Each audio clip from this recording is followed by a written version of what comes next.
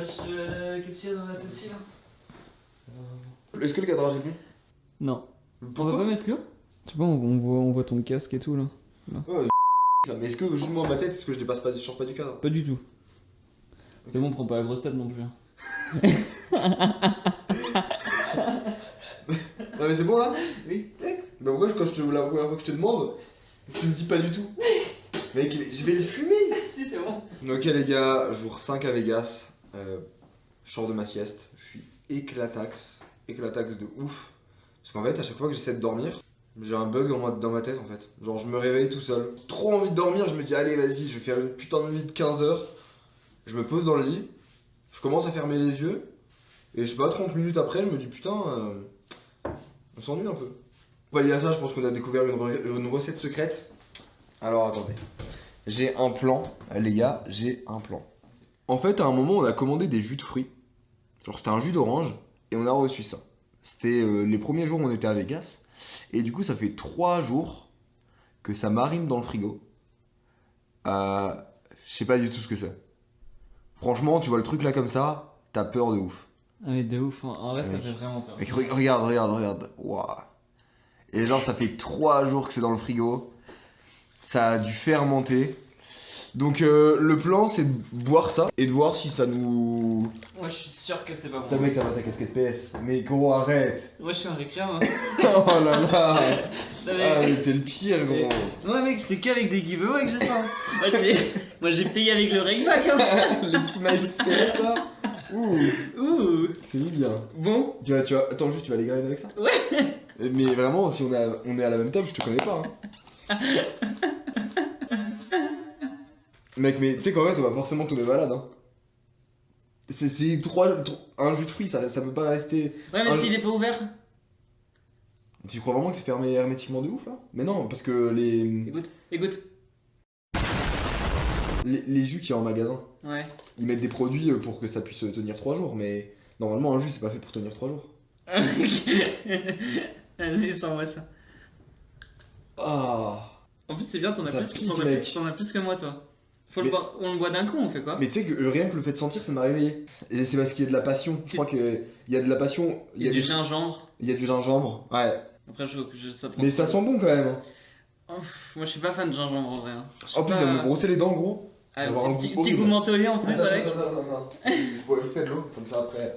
On goûte, on Mais fait. cul sec. Non mec. D'abord, on fait un Cul sec. cul sec. Cul sec.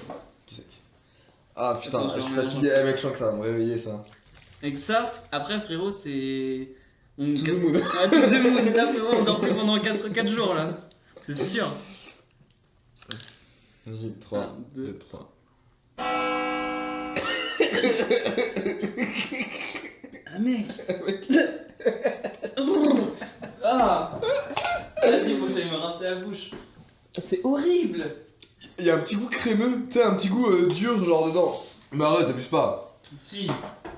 Eh mec, tu sais quoi, je me sens déjà en forme. C'est pas possible. Ah ouais, Ah ouais. quand même. Putain, c'est. Ouh. Eh, franchement, Solide hein. faut pas en prendre trop, hein. Bon bah écoutez, on est prêt pour tout défoncer. On va où juste? On va aller directement voir ce qui tourne le plus sur internet. Et on va aller au plus offrant. Allez, à toutes. Vraiment, j'ai une casquette de référence. Non bah non.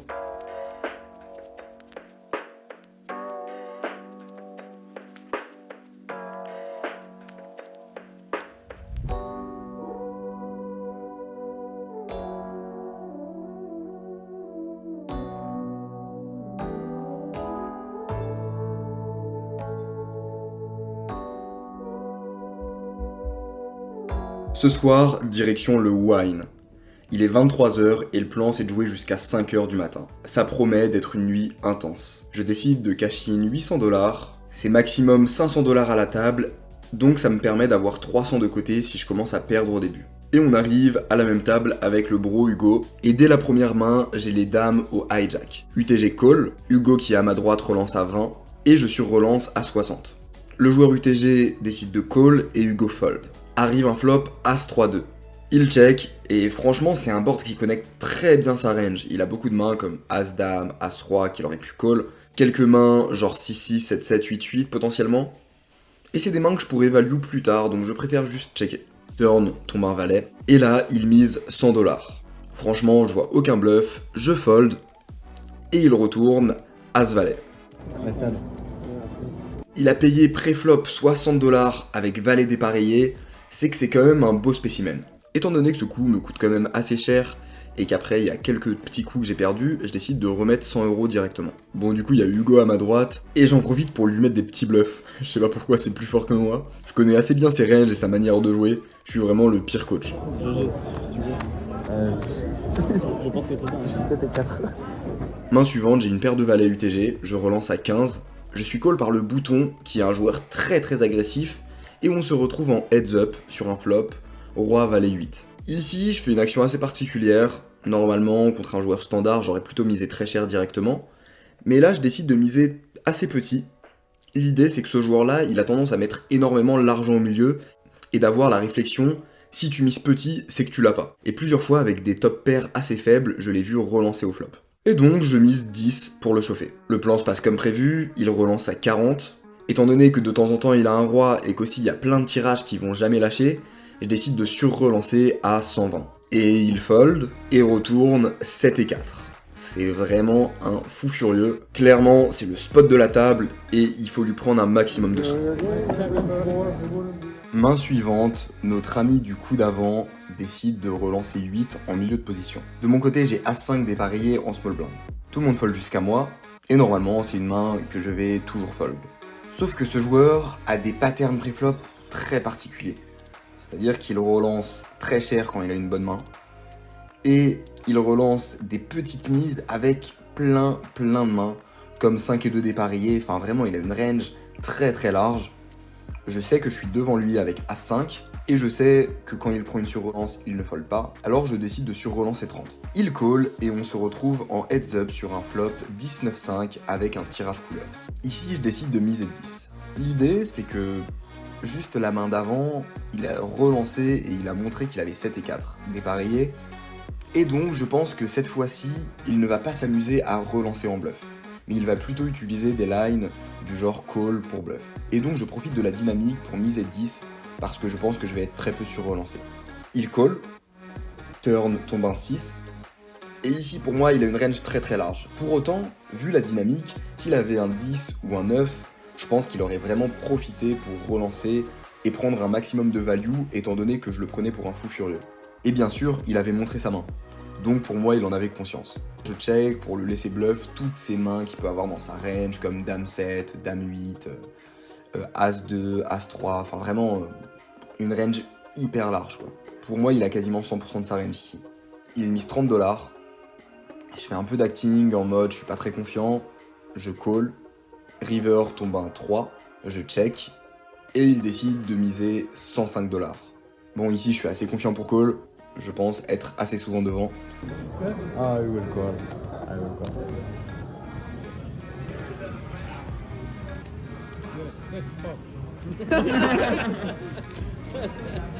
I think Oh. I got nothing, man. Is that you, okay?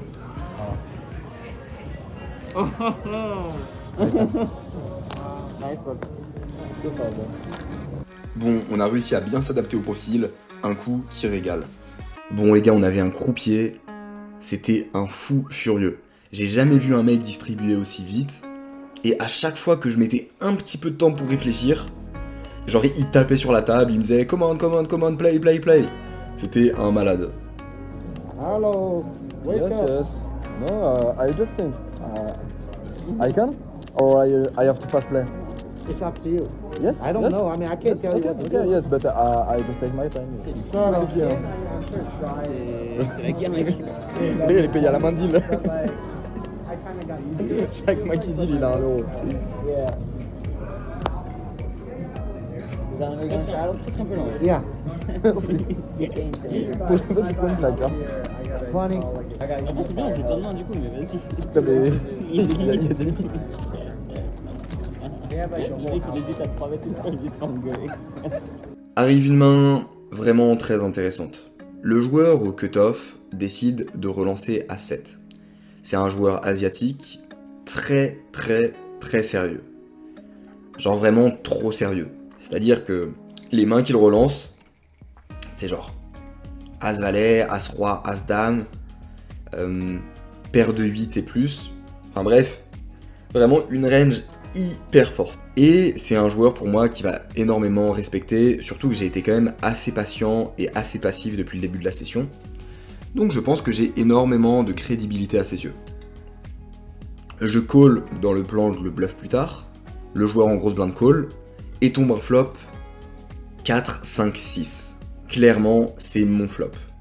Je sais que le joueur qui est en grosse blinde est un joueur qui réfléchit assez bien, et si je mise directement, je vais avoir beaucoup de crédit. Quant au joueur qui est au cut-off, je sais que c'est aussi le cas. Je décide de miser 20 directement dès le flop. La grosse blinde fold, Pocket 7-8. et le joueur au cut-off réfléchit un moment, puis call. Et turn tombe un valet qui ouvre un tirage couleur. Il a l'air assez confiant.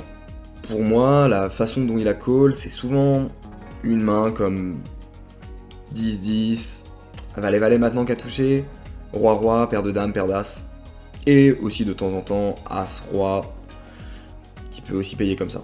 Le plan, c'est simplement de représenter double paire ou mieux, et de lui faire fold ses overpairs.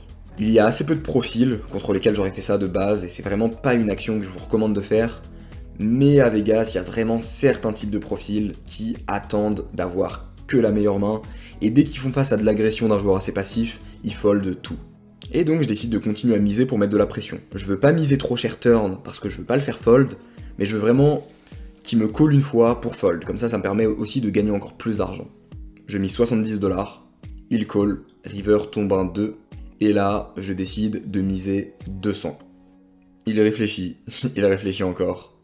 Il me demande s'il veut bien que je lui montre s'il fold. Il réfléchit, et puis au bout d'un moment, il finit par mettre un coup sur la table et fold. Nice one.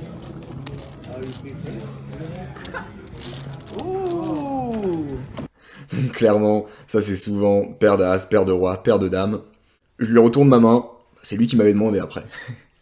Et du coup, il décide de quitter la game. Après ça, il était vraiment tilté. Et là vient un truc assez chiant, il y a le floor qui me prend à partie et qui demande à discuter avec moi, et il m'annonce que je n'ai pas le droit de filmer dans le casino, alors que ça fait genre, je sais pas, peut-être 5-6 sessions que je filme. Il me dit que si j'ai une chaîne YouTube, je peux contacter le directeur. Le problème c'est que, bon, quand t'as une chaîne YouTube à 3000-4000 abonnés, en vrai on te respecte pas trop quoi. Donc, direction un autre casino, écoutez, et on va aller voir si l'herbe est plus verte ailleurs. Bon, en tout cas, en peu de temps de session, on finit up de 230$, donc ça fait plutôt plaisir quand même. Il faut voir le positif. Ok, après un petit moment de réflexion, direction l'Aria, on a entendu que c'était un assez beau casino, qu'il y avait des belles tables, et donc c'est parti. Il est 3h du mat, on y va, et le plan c'est de jouer genre jusqu'à 7-8 heures.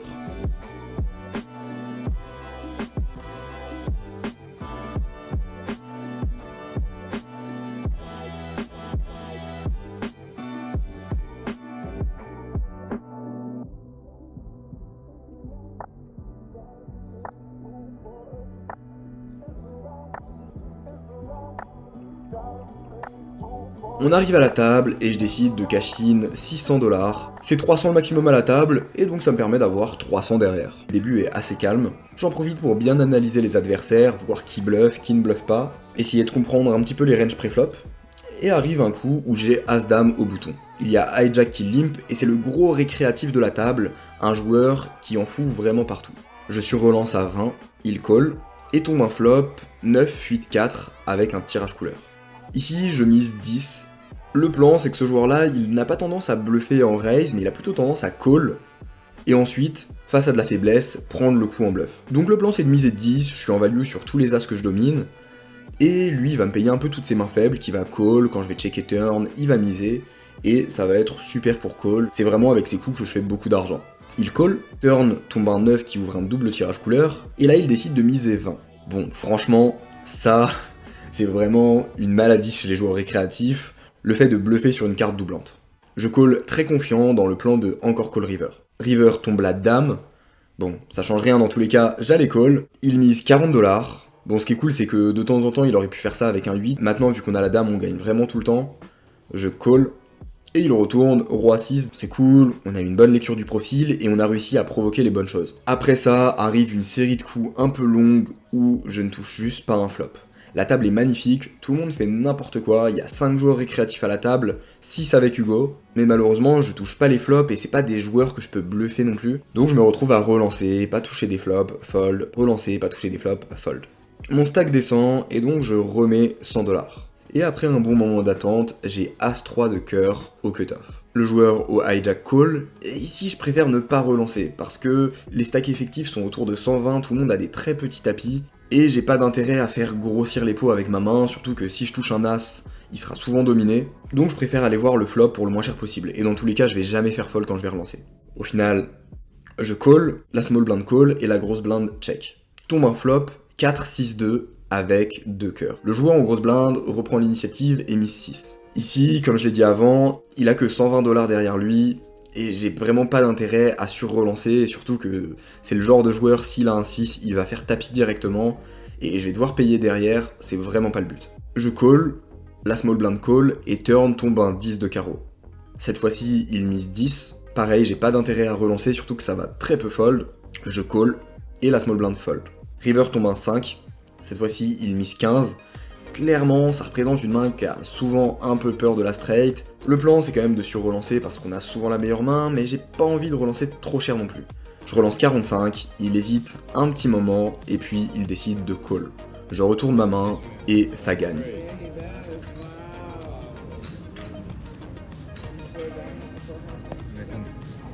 What do you have? Okay. Et là, les gars, j'en peux plus. Il y a le directeur du casino qui vient me voir, qui me prend un parti et qui me dit d'arrêter le record, que ce n'est pas autorisé. Franchement, les gars, je vous le redis, mais abonnez-vous et partagez la chaîne. C'est vraiment ça qui va permettre qu'on puisse filmer et aussi qu'on facilite le challenge. Parce que là, on perd vraiment trop de temps à devoir jouer 3-4 heures, à se faire virer, trouver un autre casino, jouer 3-4 heures. C'est un peu cauchemardesque. Bon, il est 6h du mat, on en finit ici pour cette belle petite soirée. J'aurais été chaud de jouer plus, mais le destin en a décidé autrement. On se retrouve tout de suite pour le bilan financier, c'est parti. Ils sont liés, jetés. Bien les deux.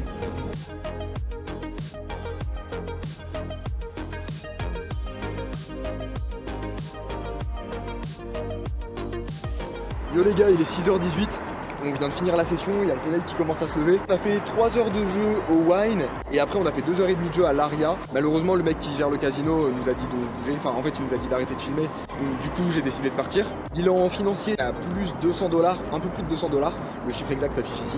Voilà, j'espère que vous avez kiffé la vidéo, on se retrouve très bientôt.